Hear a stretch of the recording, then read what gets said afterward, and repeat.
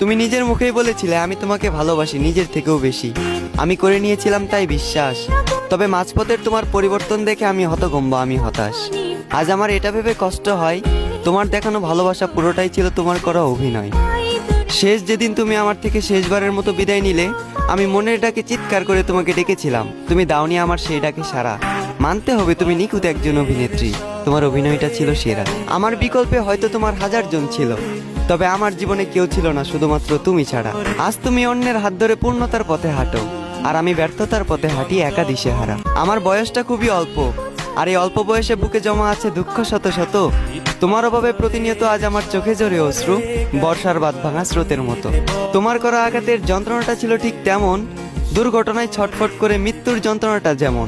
ভাগ্যিস পুনর্জন্ম বলতে কিছু হয় না, যদি পুনর্জন্ম বলতে কিছু হতো তাহলে আমি সে জন্মে তোমার পিছু নিতাম।